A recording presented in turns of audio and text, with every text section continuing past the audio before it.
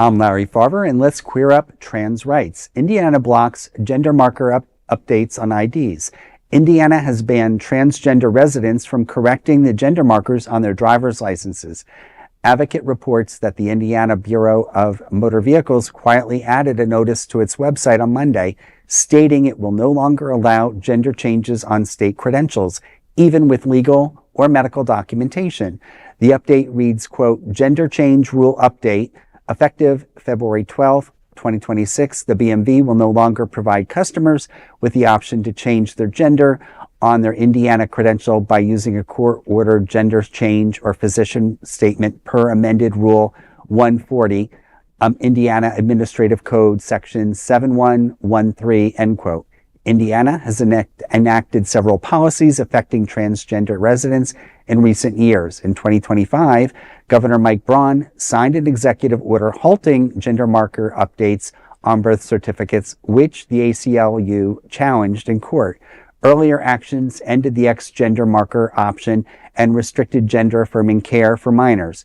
The Movement Advancement Project says only Texas, Tennessee, and Florida have fully prohibited gender marker updates on state IDs, but now they have to add Indiana to the list. Indiana Youth Group condemned the move. Well, it's just another move in the wrong direction. I think, we need to fight the fight, continue to let our thoughts be known during elections, and certainly. I was talking to my production partner and best friend and sister, legendary Miss Candace King. We were talking about this very subject today. I mean, how can we not? And we were just saying it's really just another way to distract people from the real issues out there, like the cost of living and the corruption of the right.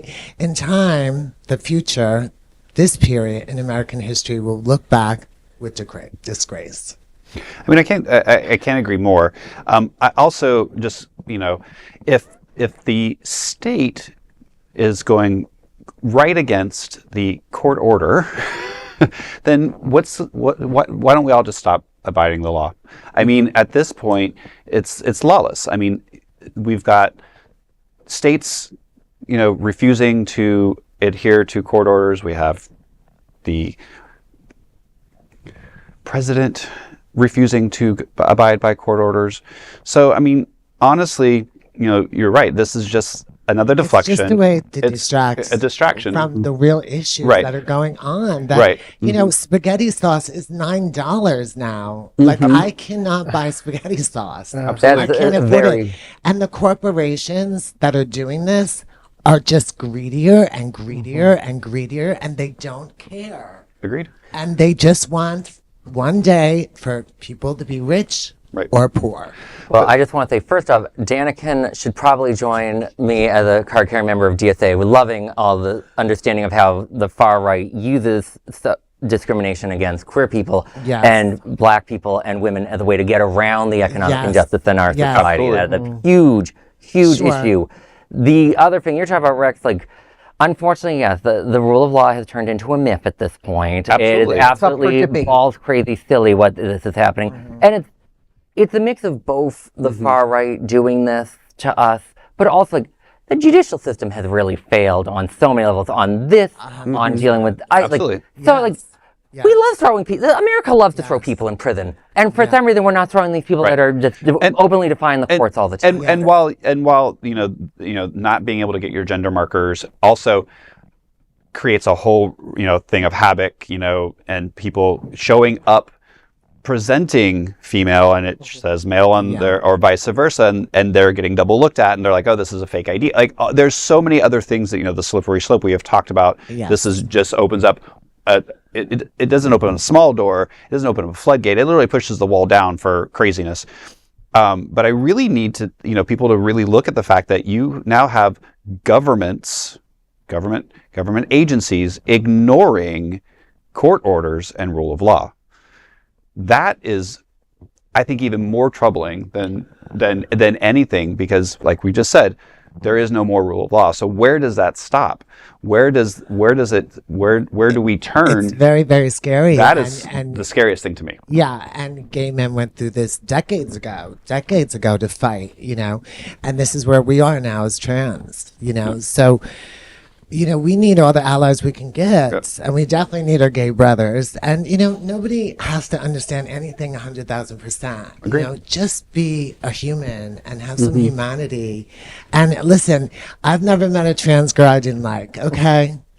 Sweet, humble, artistic, lovely, kind, always helping. I mean, come on, what are people so scared of? Like, just to get to know us a little bit. Right. Well, and like I said, this is, again, I hate to say this, but this is a slippery slope. We're talking about the 1% of the population that's getting demonized and demoralized, but where does it stop? Women, unfortunately, or men who we get married and we change our name, and then we get divorced and we can't change our name back. Like there's so many things that this is going to set precedents for. Right. Yes. Well, think for a second. We've just seen data as Daniken. This fiberglass mannequin has shown more humanity Yes. than the average Republican.